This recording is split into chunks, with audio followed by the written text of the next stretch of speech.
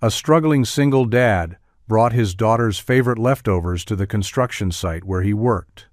What he didn't know was that the new intern who asked to share his lunch was the billionaire owner of the entire company, and she was about to change his life forever. Before we dive in, hit that subscribe button and drop a comment. Where in the world are you watching? From the morning air was cold and sharp, carrying the scent of sawdust and wet concrete. Leo tightened his grip on the worn strap of the lunchbox, feeling the familiar weight of it against his leg. Inside, nestled in a faded plastic container, were last night's leftover spaghetti with a simple tomato sauce. It was his daughter, Maya's favorite. He'd made a double batch, just so she could have some for her own lunch, and he could have the rest for his. It wasn't much, but it was warm, and it tasted like home. Something he desperately needed these days. He nodded to the bride foreman, a man named Rick, whose smile never quite reached his eyes, and made his way to the half-finished shell of what would one day be a luxury condominium tower. The skeleton of the building rose against the gray sky, a monument to a world he would never belong to. He worked here, he built its bones, but he would never see the inside. Once the glass walls were up and the polished marble floors were laid, Leo was a carpenter, a good one. His hands calloused and steady, knew the Plaza's Nadia Wee language of wood better than he knew most people. He could build a perfect frame, a seamless joint, a staircase that felt solid as the earth itself. But he couldn't build a savings account. He couldn't fix the rattling engine in his Passas 10-year-old car. And he couldn't stop the quiet fear that crept in late at night when the bills on the kitchen table seemed to multiply in the dim light. His boots crunched on the gravel as he found his usual spot, a stack of drywall sheets tucked away from the wind and the noise. He sat down, opened his lunchbox, and breathed in the faint smell of garlic and oregano. It was a small comfort, but it was his.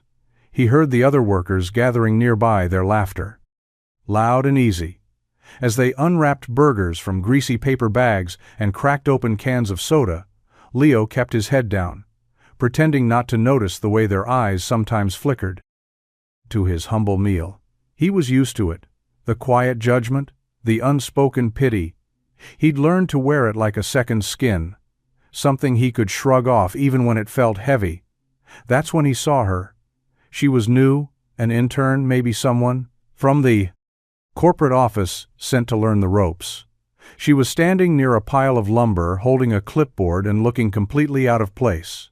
Her clothes were simple, a plain gray jacket and clean work boots, but they fit her with a quiet elegance that a construction site couldn't diminish. Her hair was tied back in a neat ponytail, and her eyes were sharp, observant, taking everything in without saying a word. He'd seen her watching him before, not with the same dismissive glances as the others, but with a kind of quiet curiosity. He ignored it, just like he ignored everything else. But today was different. Today, she started walking toward him, her steps sure and steady on the uneven ground, and Leo felt a knot tighten in his stomach. He didn't know why, but her presence felt more intimidating than the entire crew combined.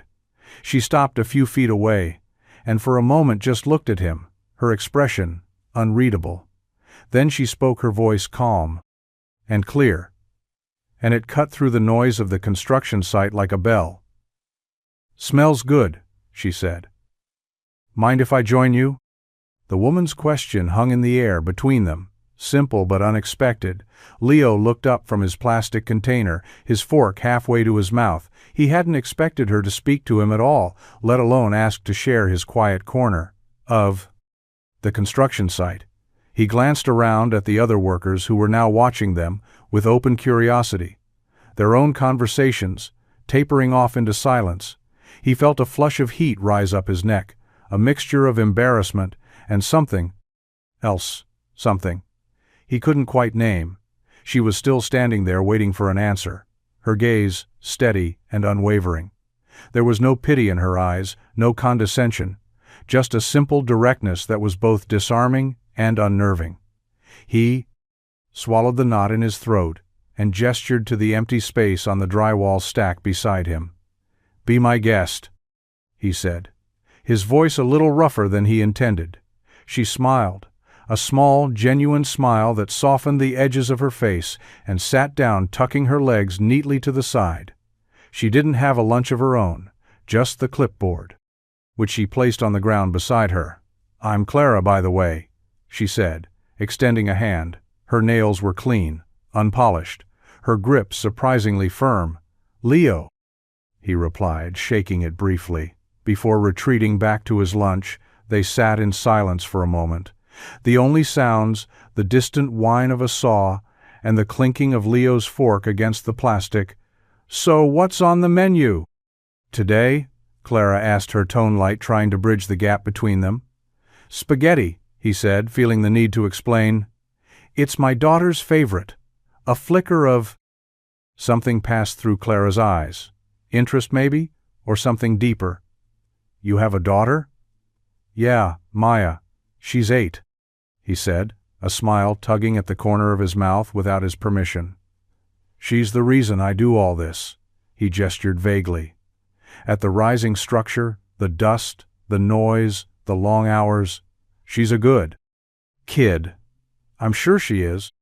"Clara," said her voice softer. Now, she didn't ask more questions. She just sat there sharing the quiet with him as he ate his leftovers, and for the first time all day Leo didn't feel like the poor carpenter eating alone, and felt like a man having lunch with a woman, who for some reason chose to be there, and that simple act of choosing felt more valuable than any fancy meal he could have imagined. He didn't know who she was or what she wanted, but as he finished the last of his spaghetti, he found himself hoping she'd be there again tomorrow. The next day, she was there again. This time she brought her own lunch, a simple salad, in a clear container and a bottle of water. She found him at the same spot on the drywall stack and sat down without asking, as if they had an unspoken arrangement. Leo had brought leftovers again. This time, a hearty beef stew he'd made the night before. It was cheap filling and reminded him of his Pruss grandmother's kitchen. He felt a little less self-conscious today as he opened the container, the rich aroma filling the cold air around them. "Stew today, huh?" Clara said with a smile. "You're a man of many talents." "Or a man with a tight budget and a slow cooker," he countered with a wry grin. She laughed, and the sound was warm and easy. It made him relax a little more. "So what's the story with you?" he asked, taking a bite of stew. "Intern?" She nodded, stirring her salad with a plastic fork. "Something like that. My family's in the business. I'm supposed to be learning how things work from the ground up." It was a plausible story, one that explained her clean clothes and her quiet confidence. Leo accepted it without question. "Well, you picked a tough place to start," he said. "This job isn't for the faint of heart." "I'm not faint of heart," she replied, and he believed her. They fell into a comfortable rhythm over the next week. Their lunchtime meetings became a small island of calm in the chaotic sea of the construction site. They talked about little things: the weather, the news, the impossible traffic on the interstate. Leo found himself opening up in ways he rarely did. He told her about Maya's obsession with drawing dragons, about the leaky faucet in his apartment he couldn't seem to fix, and about his wife, who had passed away 3 years ago from an illness that came on too fast and left a hole in his life that he was still learning how to live around. Clara listened. She never interrupted, never offered easy platitudes or empty reassurances. She just listened with a kind of focused attention that made him feel seen in a way he hadn't felt in a very long time. He learned less about her. She was guarded about her family, offering only vague details about demanding parents, and a life that had always felt a little too planned out. She spoke of a world of boardrooms and expectations, a world so different from his that it felt like another planet.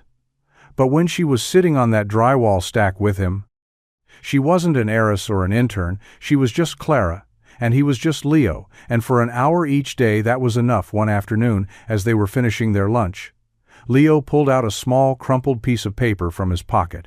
It was a drawing Maya had made for him, a lopsided, smiling sun with the words, "My daddy is the best builder," Scribbled underneath in crayon, he smoothed it out on his knee, a proud smile on his face. "She's got a future as an WWW artist," he said. Clara leaned over to look at it, her shoulder brushing his lightly. "She's right, you know," she said, her voice soft. "You are." Leo looked at her, surprised by the sincerity in her tone. Their eyes met, and for a brief moment, the world around them faded away, the noise of the saws, the shouts of the other workers. The cold wind, it all disappeared, leaving just the two of them in a quiet space filled with the smell of leftover stew and the fragile beginnings of something he was too afraid to name. The routine became the best part of Leo's day. The bell for lunch would ring, and he'd feel a quiet hum of anticipation as he made his way to their spot. He started packing a little extra in his lunchbox. A second piece of fruit, a handful of cookies, just in case Clara forgot hers again. She often did. He found out she was terrible at planning her own meals, a skill she admitted she'd never had to learn. He found it endearing, this small imperfection in her otherwise composed demeanor. It made her feel more real, more human. One rainy afternoon, the site was a mess of mud and slick surfaces. They huddled under a makeshift tarp. Leo had rigged up, sharing a thermos of hot coffee he'd brought from home.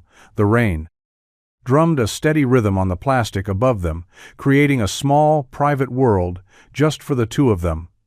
"I don't think I've ever had coffee from a thermos before," Clara admitted, wrapping her hands around the warm mug he gave her. "It's usually served by someone in a uniform on a silver tray." Leo raised an eyebrow. "Silver trays, huh? You're missing out. This is the good stuff." She took a sip, and her eyes widened in mock surprise. "You're right. It's surprisingly not terrible." He laughed, and the sound echoed in their little, rain-soaked sanctuary. "So what do you really think of all this?" he asked, gesturing to the mud and the half-finished building. "The chaos, the noise, the grit." Clara stared out at the rain, her expression thoughtful. "I think it's honest," she said finally. "You can't fake a solid foundation. You can't pretend a wall is straight when it isn't. Everything here is real. It's either right or it's wrong. There's no in-between." Her words struck a chord with Leo. He'd never thought of his job that way, but she was right. It was a world of tangible truths, a world where your work spoke for itself.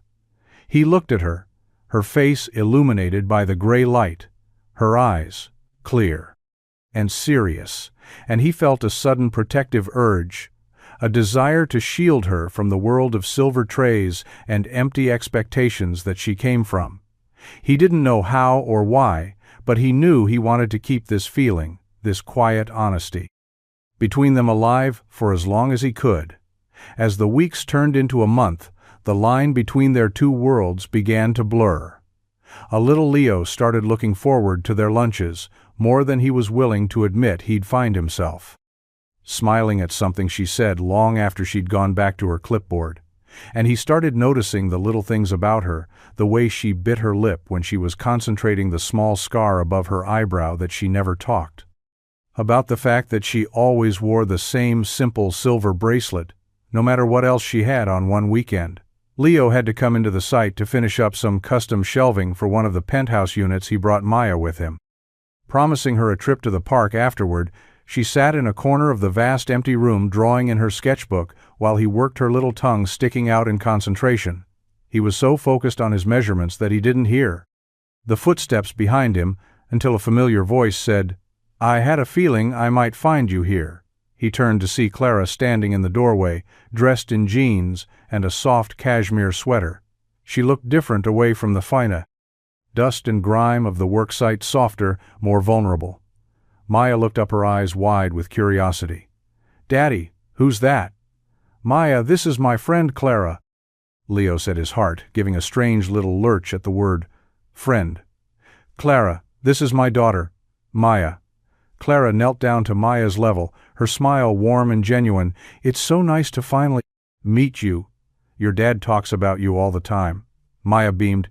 "He does? He does?" Clara confirmed. He told me you're an amazing artist. I'd love to see your drawings sometime." Maya didn't hesitate. She flipped open her sketchbook and proudly showed off her latest creation, a blank, fierce-looking dragon with rainbow-colored scales. Clara studied it with the seriousness of an art critic. "Wow," she said. "That's incredible. You're not just an artist, you're a storyteller." Maya giggled, and for the next hour the three of them were in their own little world. Clara sat on the floor with Maya talking about dragons and magic and the best colors to use for fire.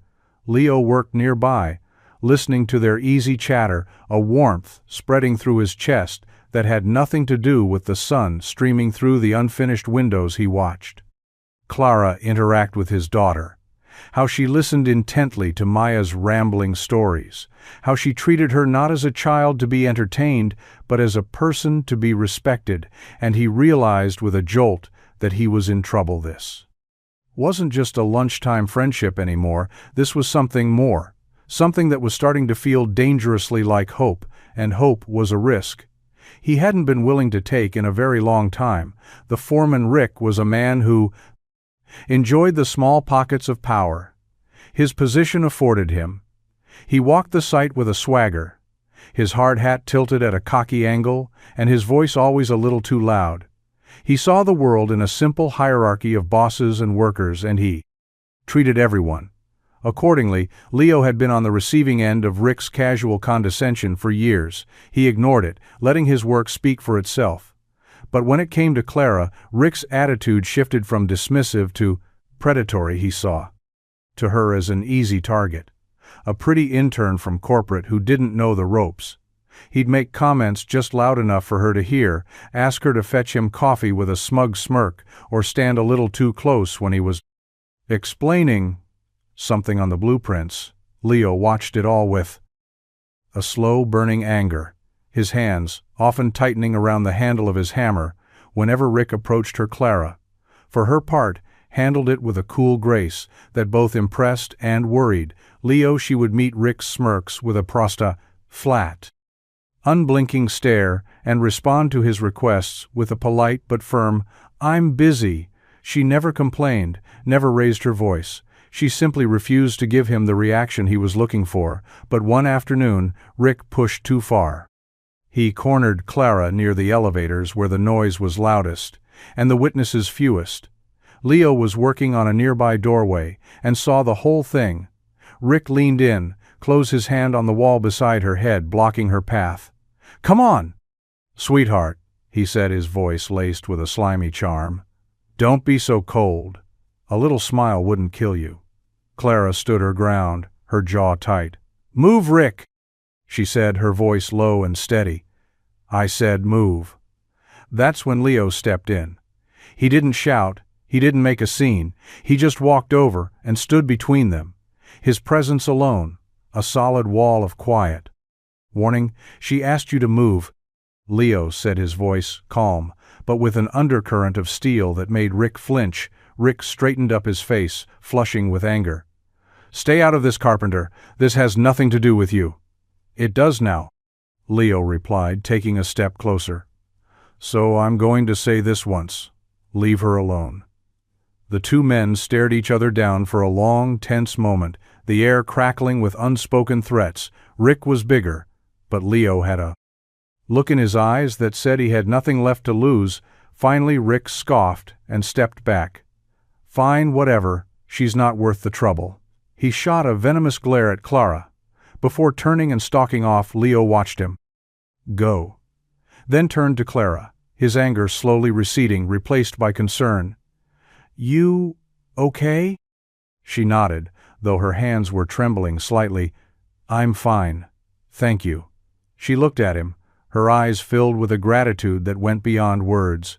"You didn't have to do that." "Yes, I did," he said, his voice softer now. "Nobody deserves to be treated like that." They stood there for a moment in the echoing space, the dust motes dancing in the air around them. In that instant, something shifted the lines between their worlds, blurred even further. He wasn't just the carpenter who shared his lunch anymore, and she wasn't just the mysterious intern. He had become her protector, and she had become something to him that was worth protecting. And that realization was both terrifying and thrilling. After the confrontation with Rick, a new kind of intimacy settled between Leo and Clara. It was unspoken but palpable. They didn't talk about what had happened, but it lingered in the way she looked at him now, with a trust that was both deep and a little fragile.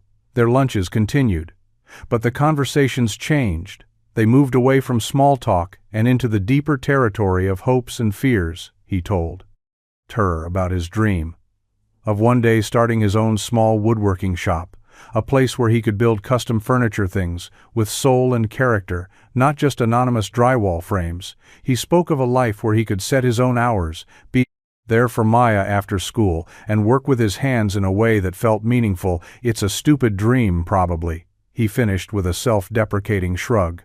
It's not stupid at all, Clara said, her voice fierce. It's beautiful. She then shared a piece of her own story, a rare glimpse behind the curtain of her guarded life. She told him about growing up in a house that felt more like a museum than a home where emotions were seen as a liability and success was measured in stock prices and public perception. I was raised to be an asset, not a person, she said, her eyes distant. I learned to be polished, to be perfect, to be whatever they needed me to be. I got so good at it. I forgot who I was when no one was watching. Leo listened, his heart aching for the little girl. She must have been lost in a world of cold marble and high expectations. So that's why you're here? He asked gently. To remember? She nodded. I wanted to see what it was like to be invisible for a while, to just be a person who fetches coffee and holds a clipboard. I wanted to see if there was anything left of me under all the layers. There is, he said without hesitation. I see it. Her eyes met his, and they were shining with unshed tears. Thank you, she whispered. You have no idea how much that means to me. That day he packed up his lunchbox and walked her to the site's exit, a small gesture he'd never made before. As she was about to leave, she turned to him. Impulsively, Leo, would you and Maya want to come to the park with me on Saturday? We could get ice cream. His heart leaped, but his practical mind kicked in with a jolt of caution. He wanted to say yes more than anything, but the thought of stepping into her world, even for an afternoon at the park, felt like crossing a line he wasn't sure he was ready for. I'll think about it, he said. But the look in his eyes told her he'd already said yes. Saturday arrived with a bright, cloudless sky, the kind of perfect autumn day that felt like a gift. Leo stood in front of his small, cracked bathroom mirror, trying to tame his hair with a comb that had a few teeth missing. He wore his best jeans, the ones without any paint stains, and a clean flannel shirt that he'd ironed that morning. He felt a nervous flutter in his stomach, a feeling he hadn't experienced in years. It was just the park, he told himself. Just ice cream with a friend. But he knew it was more than that. It was a step into the unknown, a step toward a woman who was slowly but surely dismantling the walls he'd built around his heart. Maya was practically vibrating with excitement. She wore her favorite dress, the one with a pattern of tiny foxes, and she'd insisted on wearing her sparkly red shoes. Is Clara going to like my dress, Daddy? She asked, for the 10th time, as he packed a small bag with water and sunscreen. She's going to love it, sweetheart, he said, kissing the top of her head, just like she loves everything about you. They met Clara at the entrance to the city park. She was waiting on a bench, her hair down and catching the sunlight like threads of gold. She wore a simple white t-shirt and jeans, but she still managed to look effortlessly elegant. She stood up when she saw them, her face breaking into a wide, genuine smile that made Leo's breath catch in his throat. You came, she set, her eyes on him. We did, he replied, feeling a warmth spread through him that had nothing to do with the sun. The afternoon was a blur of simple joys. They pushed Maya on the swings so high she shrieked with laughter, her little legs kicking at the sky. They fed stale bread to the ducks at the pond. Clara laughing as a particularly bold one nipped at her fingers. They bought ice cream from a cart and sat on a grassy hill, their shoulders brushing as they watched the clouds drift by. Leo watched Clara. With Maya. How she knelt down to tie Maya's shoe when it came undone. How she listened with rapt attention as Maya explained the intricate social hierarchy of the playground. How she held Maya's hand as they walked, not out of duty, but out of a genuine affection that was impossible to fake. He saw a side of her he hadn't seen before. Relaxed, playful, unguarded. She wasn't the mysterious intern or the corporate heiress. She was just Clara, a woman with a kind heart and a raw laugh. That made him want to be a better man. As the sun began to dip low, painting the sky in shades of orange and pink, they walked back toward the parking lot. Maya was getting tired, her steps slowing, her head starting to droop without a word. Leo scooped her up into his arms, and she nestled her head against his shoulder, falling asleep almost instantly. Clara walked beside them, her expression soft and a little sad. "She's incredible," she whispered. "Yes, she is," Leo said, his voice thick with love. "She's my whole world." They reached Clara's car, a sleek but understated black sedan that still looked out of place next to Leo's beat-up minivan. She turned to him at the door, her smile a little hesitant. "I had a really good time today, Leo." "Me too," he said, meaning it more than he could say. "Thank you for inviting us." "Thank you for coming," she replied. She reached out and gently brushed a stray leaf from his shoulder, her fingers lingering for a fraction of a second too long. The touch was electric, a jolt of connection that left them both a little breathless the moment. Stretched between them, filled with unspoken possibilities, then she dropped her hand and stepped back. "I'll see you on Monday," she said. "Monday," he echoed, watching her get into her car and drive away. He stood there for a long time, holding his sleeping daughter in his arms, the scent of her ice cream and Clara's faint perfume mingling in the air. He knew he was standing on the edge of a cliff that, falling for her, would be reckless and dangerous, and could end in a world of hurt. But for the first time in a very long time, he didn't care. He wanted to fall the following week. The atmosphere on the site was tense. The project was falling behind schedule, and the pressure from the top was palpable. Rick, the foreman, was more on edge than usual, his voice sharp and his patience thin. He seemed to take a particular pleasure in making Leo's life difficult, assigning him the most tedious and physically demanding tasks, and constantly checking his work with a critical eye. Leo ignored him as best he could, focusing on the job and the thought of his lunchtime escape with Clara. But even their quiet moments were tinged with the stress of the site. She seemed more withdrawn, her clipboard ever present, her eyes often clouded with a worry she wouldn't share. "Is everything okay?" he asked her one day as they sat on their drywall stack. "You?" seemed distracted. She forced a smile. "Just corporate stuff. Deadlines, budgets. The usual." He knew there was more to it, but he didn't press. One afternoon, Leo was tasked with installing a series of heavy oak panels. In the main lobby, it was a two-man job, but Rick had conveniently forgotten to assign him a partner. He was struggling to lift one of the panels into place, his muscles straining. When it slipped from his grasp, he tried to catch it. But it was too heavy. It fell with a sickening crash, one corner splintering against the concrete floor. "Brooks, what the hell was that?" Rick's voice boomed from across the lobby. He stomped over his face, a mask of fury. "Do you have any idea how much that panel costs? That's coming out of your paycheck." "It was an accident," Leo said, his jaw tight. "It wouldn't have happened if I'd had a partner." "Excuses, excuses," Rick sneered. "Maybe if you spent less time flirting with the intern and more time doing your job, this wouldn't have happened." Leo's hands clenched into fists. "Leave her out of this." "Oh, I? Bet you'd like that," Rick taunted, stepping closer. "What's the deal with you two anyway? You think a pretty little thing from upstairs is really interested in a grease monkey like you?" "She's just slumming it, Carpenter. She's probably laughing about you with her rich friends." That was it. The words hit a raw nerve. The one insecurity, Leo had been trying to ignore the fear that Rick was right, that he was just a temporary amusement for her. Before he could think, he lunged at Rick, shoving him hard against the wall. The foreman stumbled back, his eyes wide with surprise. "You're done, Brooks," he yelled, his voice cracking. "You're fired. Get your things and get off my site."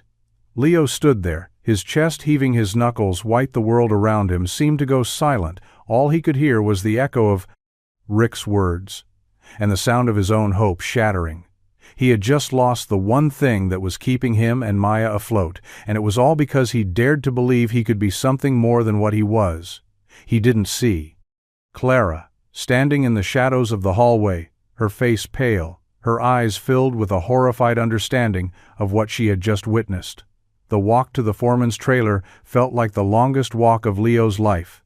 His ears were ringing, and his hands were still shaking from the adrenaline and the anger he could feel. The eyes of the other workers on him, their whispers following him like a cloud of smoke. He was no longer Leo, the quiet carpenter. He was now Leo, the guy who got fired, the guy who snapped. He didn't even try to defend himself when Rick handed him his final paycheck and told him to be off the property in 10 minutes. What was the point? He'd crossed a line, and there was no going back. He gathered his tools in silence, his mind a numb blank. He packed his lunchbox, the empty container, a stark reminder of the simple joy he had lost. As he was walking toward the gate, a small figure blocked his path. It was Clara. Her face was etched with worry and guilt. "Leo, wait," she said, her voice urgent. "I saw what happened. It wasn't your fault. Rick was provoking you. I'll talk to him. I'll talk to someone in corporate. I can fix this." He looked at her, and a bitter laugh escaped his lips. "Fix it?" he said, his voice hollow. "You can't fix this, Clara. This is my life, my reality. You don't understand."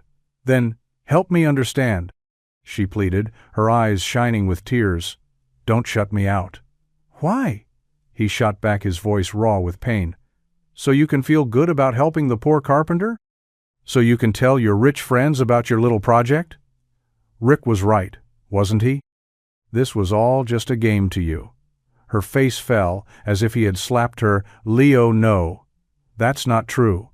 "Isn't it?" he said, taking a step back, putting a physical distance between them. "Look at us, Clara. We're from different worlds. You're going to go back to your life of silver trays and boardrooms, and I'm going to go back to trying to figure out how to pay my rent. This was never going to work." He didn't want to hurt her. He really didn't, but he was hurting so much himself that the words spilled out like poison. He had to push her away. He had to protect what was left of his pride, even if it meant breaking his own heart in the process. "Goodbye, Clara," he said softly, and then he turned and walked away, leaving her standing alone in the middle of the construction site. Her name, a silent cry on her lips. He didn't look back. He couldn't bear to see the devastation in her eyes. The devastation that he had caused. Clara stood frozen, watching Leo walk away until he was just a small figure disappearing through the gate. His words echoed in her ears, each one a sharp shard of glass piercing her heart. "You don't understand. Your little project. This was never going to work." She felt a wave of nausea wash over her. He thought she was playing with him, slumming it for a thrill he didn't see her at all. He saw the caricature she had been, trying so desperately to escape. Tears streamed down her face, hot and silent. She had come to this place to find something real, and she'd found it in his quiet strength, in his unwavering love for his daughter, in the way he looked at her like she was the only person in the world. And now she had lost it all because she had been too afraid to tell him the truth. Her first instinct was to run, to get in her car and drive away, to leave this whole mess behind and retreat to the cold, sterile comfort of her old life. But then she thought of Leo, of the desperation in his eyes, of the weight he carried on his shoulders, a weight that had just gotten infinitely heavier because of her. No, she couldn't run. She had to fix this, not for her own sake, but for his. She wiped her tears with the back of her hand, her jaw set with a new determination. Rick had fired him. Rick, the smug bullying foreman who had been the cause of all this. She would start with him.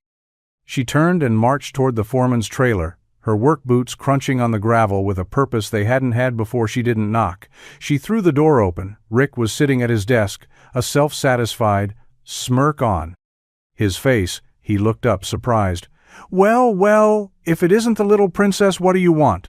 "You're going to rehire him," she said, her voice cold, and even Rick laughed a short, ugly sound. "Not a chance. Carpenter boy is gone and he's not coming back." "Oh, he's coming back," Clara said, taking a step into the trailer, her eyes blazing with a fire Rick had never seen before. "And you're going to be the one to apologize to him." "And why would I do that?" He sneered, leaning back in his chair, his confidence unshaken. "Because if you don't," Clara said, her voice dropping to a dangerous whisper, "I will personally see to it that you never work on another construction site in this city or any other city for the rest of your life." Rick's smirk faltered. "You can't do that, you're just an intern." "Oh, Rick," she said, a slow, icy smile spreading across her face. "That's where you're wrong. I'm not an intern. I own this company. I own this building. I own you. And you just made the biggest mistake of your career." The color drained from Rick's face, his jaw dropping as he stared at her in stunned silence. He had no idea who he had been messing with, but he was about to find out. The drive home was a blur of self-recrimination and despair.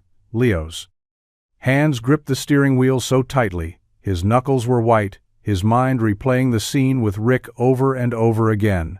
The angry words, the shove, the look of triumph on the foreman's face. He'd let his anger get the best of him. And now he was paying the price. He thought about Maya waiting for him at home, her bright smile and her endless questions. How was he going to tell her that he'd lost his job? How was he going to explain that their already precarious world was about to crumble? He felt a wave of shame, so profound it was suffocating. He had failed her. He had failed himself. When he walked into his apartment, the first thing he saw was a drawing taped to the fridge. It was one of Maya's latest creations, a picture of him and Clara, standing on a grassy hill, holding hands under a smiling sun. The sight of it was a punch to the gut, a reminder of the hope he had dared to feel, a hope that now seemed like a cruel joke. He ripped the drawing off the fridge and crumpled it in his fist. The sound of the paper tearing was a small, violent echo of the tearing in his own heart. He sank onto the couch, his head in his hands, the weight of his failure pressing down on him like a physical force. He didn't know what to do next, where to go. He had no savings, no prospects, no safety net. It was just him and Maya against the world, and the world felt like it was winning. He stayed like that for a long time, lost in a fog of misery, until he heard a soft knock on the door. He ignored it, hoping whoever it was would go away. But the knocking persisted, louder, more insistent, with a groan. He dragged himself to his feet and pulled the door open. His heart stopped. It was Clara. She stood on his doorstep, her face pale but resolute, her eyes red-rimmed but clear. "What do you want?" he asked, his voice flat and emotionless. "I came to tell you that you're not fired," she said, her voice quiet but firm. "Rick is." He stared at her in disbelief. "What are you talking about?" "I'm talking about the fact that I own the company that's building that tower," she said, the words tumbling out in a rush. "My name is Clara Ashton, as in Ashton Developments, and Rick was a liability I should have dealt with a long time ago. I'm so sorry, Leo. I never meant to deceive you. I just wanted to feel like a normal person for a while. And you made me feel that way."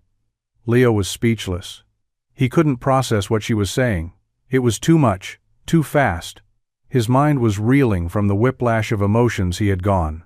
From fired to vindicated, from hopeless to bewildered in the span of a few minutes. He looked at her, really looked at her for the first time since she'd arrived, and he saw not an heiress, not a boss, but a woman who was just as lost and vulnerable as he was. And in that moment, his anger and his pride melted away, leaving only a raw, aching empathy.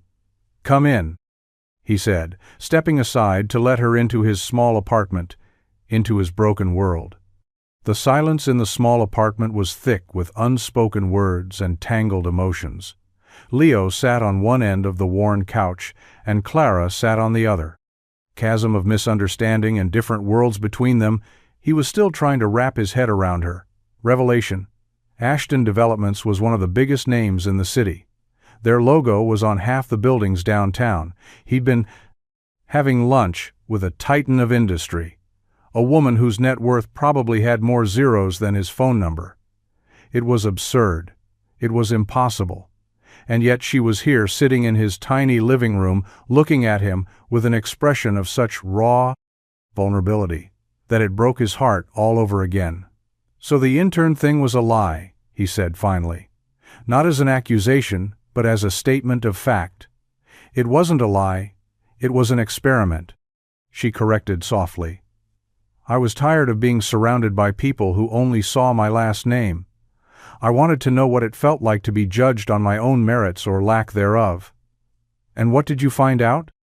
he asked, his curiosity overriding his hurt. "I found out that I'm not very good at making my own lunch," she said with a faint smile. "And I found out that there are good, decent people in the world who work harder than anyone I've ever known and who have more integrity in their little finger than my entire board of directors."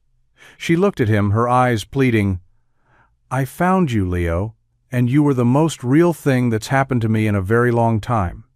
His own eyes started to burn.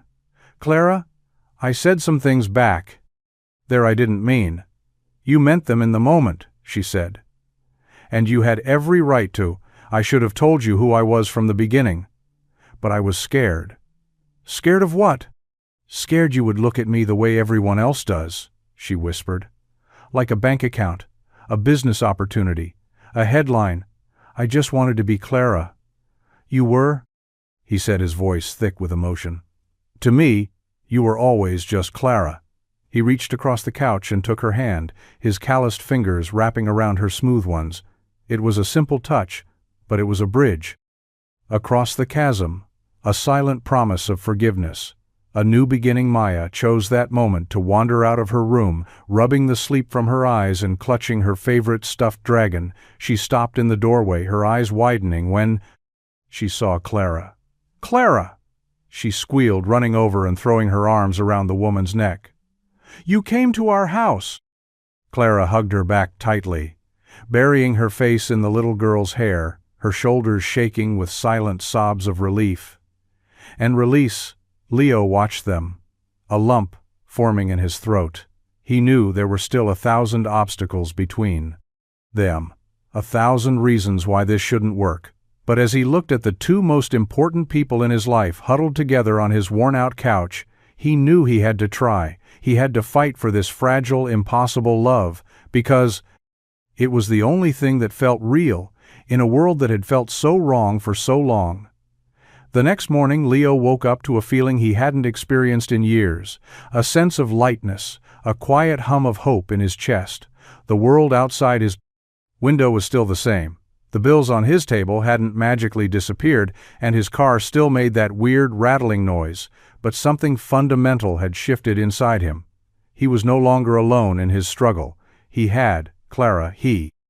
There went back to the construction site that day.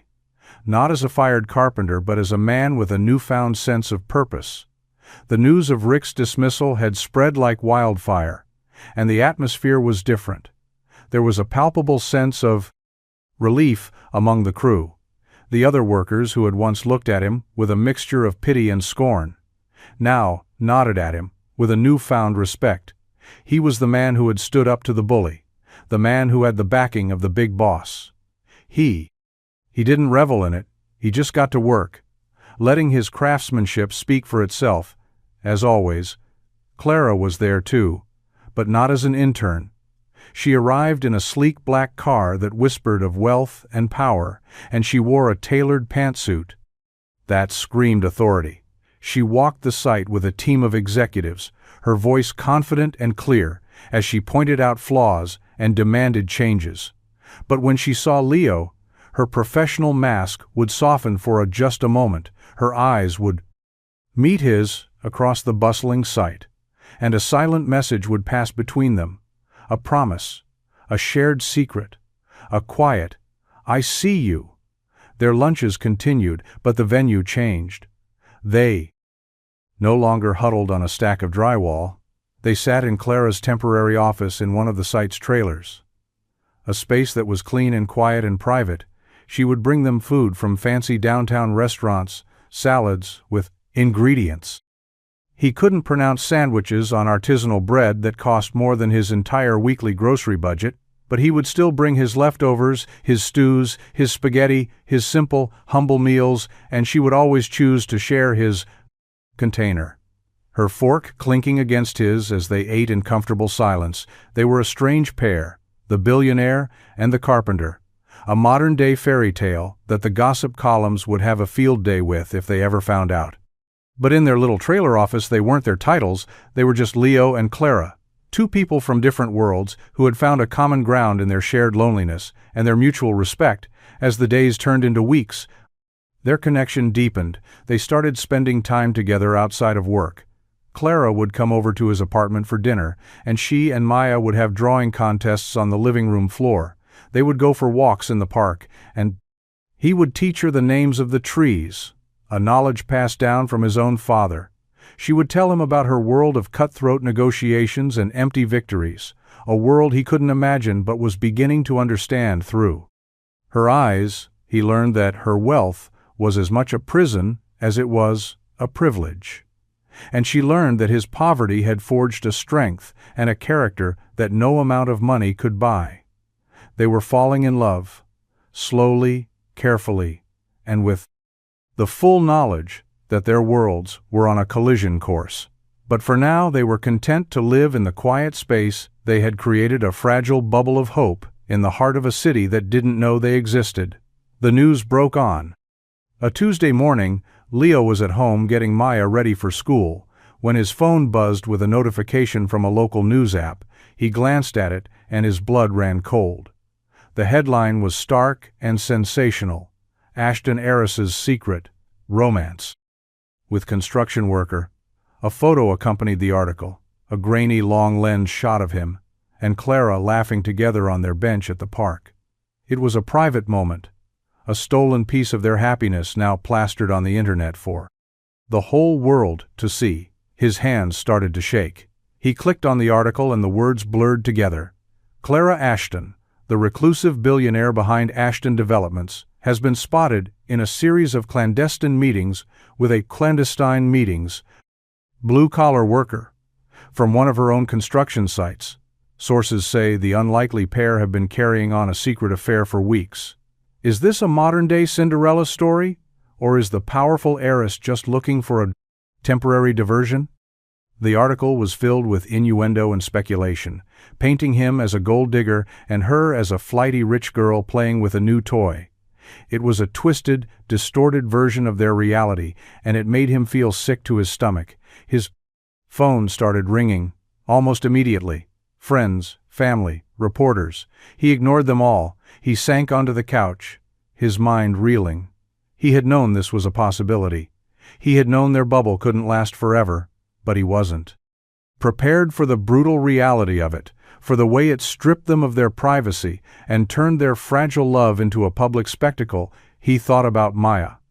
How would he protect her from this? How would he explain the whispers and the stares that were sure to follow? He felt a familiar wave of despair wash over him, the same hopelessness he'd felt when he'd been fired. It was all too much. He was out of his depth, a small fish in a shark-infested ocean. He loved Clara. He loved her with a depth and a passion that scared him, but he didn't know if their love was strong enough to withstand the storm that was about to break. He heard a key in the lock and the door opened. It was Clara. She was holding a copy of the morning paper, her face pale, and her eyes filled with a mixture of anger and fear. "Leo, I am so sorry," she said, her voice trembling. "I don't know how they found out." He didn't answer. He just looked at her, the woman he loved, the woman who had brought so much joy, and so much chaos into his life. "We need to talk," he said, his voice heavy with the weight of all the things he was afraid to say. The media storm was relentless. Reporters camped outside his apartment building. Photographers followed him on his way to drop Maya off at school. His life, too, had become a reality show, and he was the unwilling star. The narrative was always the same: the hard-working single dad swept off his feet by the glamorous billionaire. It was a story that sold papers and generated clicks, but it was a lie. It didn't capture the quiet moments, the shared lunches, the way she looked at him when she thought he wasn't watching. The story they were telling wasn't his, it wasn't theirs. Clara tried to manage the fallout. She hired a team of high-powered publicists and lawyers who issued stern, no-comment statements and threatened lawsuits, but it was like trying to hold back the tide. The more they pushed back, the more the media dug in. They unearthed details about his past, his financial struggles, his wife's death. It was all laid bare for public consumption, a feast for the public. Vultures, he felt violated, exposed and angry. He started to withdraw from Clara, not because he blamed her, but because he didn't know how to be with her in the middle of this circus. Their quiet moments were gone, replaced by hushed phone calls and furtive meetings. He felt like he was losing her. Losing himself. One afternoon, he came home to find a crowd of reporters blocking the entrance to his building. They swarmed him as he got out of his car, shouting questions and shoving microphones in his face. "Leo, is it true that Clara Ashton is paying your rent? Are you planning to marry her for her money? What does your daughter think of her father's new sugar mama?" He pushed his way through them, his jaw tight, his hands clenched into fists. He managed to get inside and slam the door behind him. His heart pounding in his chest, he leaned against the door, his breath coming in ragged gasps. This wasn't a life he could live. He wouldn't let Maya grow up in this kind of toxic environment. When Clara came over that evening, he had made his decision. He was sitting in the dark. When she let herself in with the key he had given her, she looked tired and defeated, her professional armor chipped and cracked. "Leo, I'm working on it," she said. "I'll make it go away." "You can't," he said, his voice quiet but firm. "This is your world, Clara, not mine, and I don't belong in it." "Don't say that," she pleaded, her voice breaking. "We belong together." "Do we?" he asked, standing up and facing her. "Look at what's happening. We can't even go for a walk in the park without it becoming a headline. Maya is scared to go to school. I'm being portrayed as some kind of pathetic charity. Case this isn't love, Clara. It's a spectacle." "So what are you saying?" She whispered, her eyes wide with fear. "I'm saying it's over," he said, the words tasting like ash in his mouth. "I can't do this anymore. I need to protect my daughter. I need to protect myself." "Leo, please," she sobbed, reaching for him. "Don't do this." He stepped back, his heart shattering into a million pieces. "I have to," he said, his voice a hoarse whisper. "It's the only way." He walked her to the door and watched her leave, her shoulders slumped in defeat. He closed the door and slid to the floor, the silence of the apartment. Pressing in on him, he had just pushed away the best thing that had ever happened to him, and the pain was unbearable. But he had to believe he had done the right thing. He had to believe that sometimes love meant letting go the days that followed. The breakup were a gray, monotonous blur. Leo went through the motions of life. He got up, he took Maya to school, he went to work, but the color had been drained from his world. He felt like a ghost, haunting his own life. The construction site was a constant reminder of Clara. Her presence lingered in the trailer office, in the spot where they used to eat lunch, in the very bones of the building he was helping to create. He tried to hate her, he tried to be angry, but all he felt was a profound and aching loss. He missed her laugh, he missed her quiet strength, he missed the way she made him feel seen and understood. He missed her. Maya was quiet too. She didn't ask about Clara, but he could see the sadness in her eyes. She would draw pictures of the three of them, and hide them under her bed, as if she was afraid he would see them and be sad. One evening he found her sitting on her bed, staring at a crumpled piece of paper. It was the drawing he had ripped off the fridge, the one of him and Clara holding hands. She had smoothed it out and tried to tape it back together, the jagged tear a visible scar across their happy faces.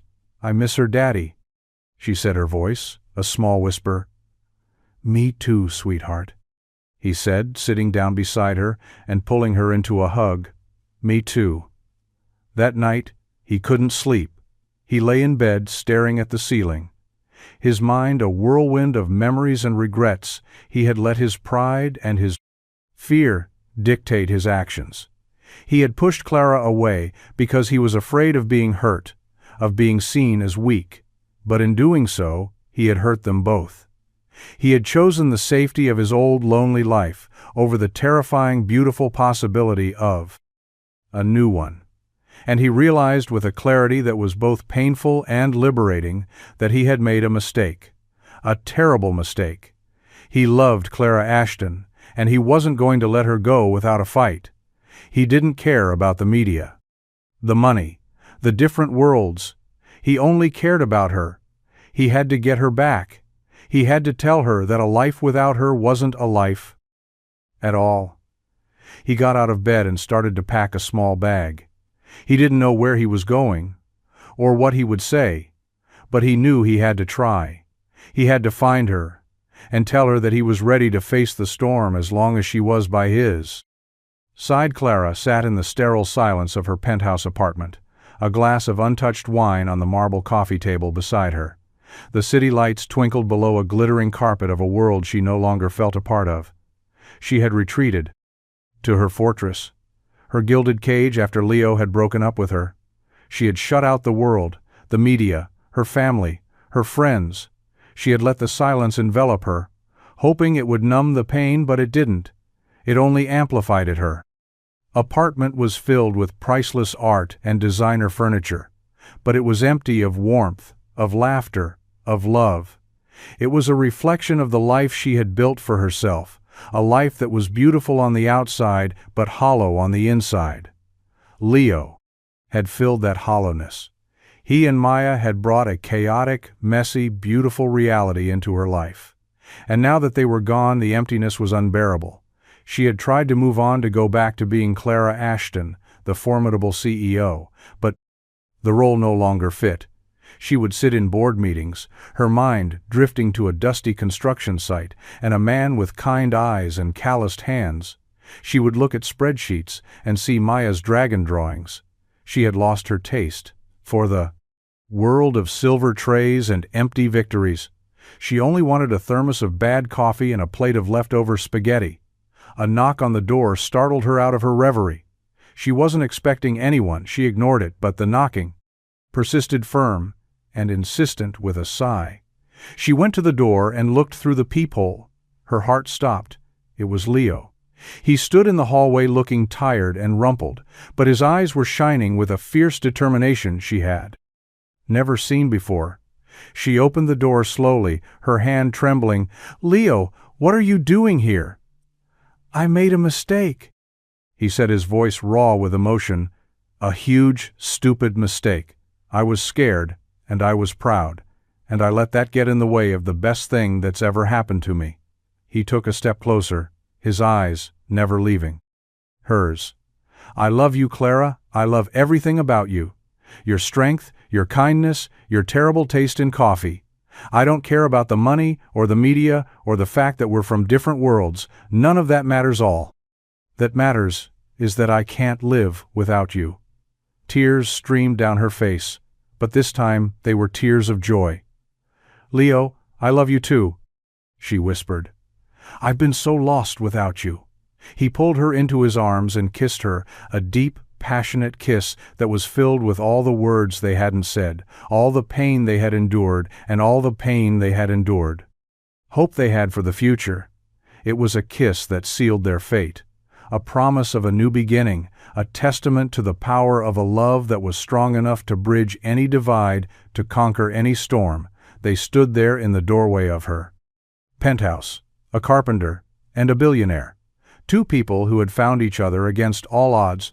They knew the road ahead would be challenging, that their love would be tested again and again, but as they held each other tight, they knew they could face anything. As long as they were together, their story wasn't a fairy tale. It was better. It was real. And it was just beginning. The wedding was a small, private affair, held in the lush garden of Clara's family estate. There were no reporters, no flashing cameras, no headlines. Just a small gathering of their closest friends and family. Maya was the flower girl, her eyes shining with a happiness that was contagious. She scattered rose petals down the aisle, with a joyful abandon that made everyone smile. Leo stood at the altar, his heart so full he thought it might burst. He watched Clara walk toward him, a vision in a simple white dress, her face glowing with a love that was so pure and so powerful, it took his breath away. They exchanged vows. They had written themselves, words that spoke of their journey, of their struggles, and of their unwavering commitment to each other. It was a ceremony filled with laughter, tears, and a profound sense of gratitude for the unlikely path that had brought them together. After the wedding, they didn't move into Clara's penthouse or Leo's small apartment. They bought a house together, a cozy, rambling home in a quiet suburban neighborhood with a big backyard for Maya to play in and a workshop for Leo to build his dreams. They blended their worlds with a careful and loving touch. Clara brought her elegance and her impeccable taste, and Leo brought his warmth, his practicality, and his handcrafted furniture. Their home was a reflection of their love, a beautiful and harmonious blend of two very different worlds. Clara stepped back from the day-to-day operations of Ashton Developments. She promoted a talented and deserving woman from within to take her place as CEO, and she took on a new role as the head of the company's charitable foundation. She used her wealth and her influence to make a real difference in the world, funding affordable housing projects and educational programs for underprivileged children. She had found a purpose that was more fulfilling than any business deal. Leo started his own woodworking shop in the garage of their new home. He built custom furniture pieces that were works of art. His reputation grew, and soon he had a waiting list of clients who appreciated his craftsmanship and his integrity. He was doing what he loved on his own terms, and he had never been happier. They were a family, a strange and wonderful and unlikely family. They had their challenges, their disagreements, their moments of doubt, but they faced them together, with love and with laughter. They had learned that true wealth wasn't measured in money or possessions, but in the richness of their relationships and the depth of their love. One sunny afternoon, Leo and Clara were sitting on their back porch, watching Maya play on the swing set Leo had built for her. He was sipping a beer and she was drinking a glass of iced tea. Comfortable silence settled between them, a silence born of a deep and abiding love. "Do you ever miss it?" he asked her. "Your old life?" She smiled and leaned her head on his shoulder. "Not for a second," she said. "I have everything I've ever wanted, right here." He kissed the top of her head and pulled her closer, his heart overflowing with a love so big and so real.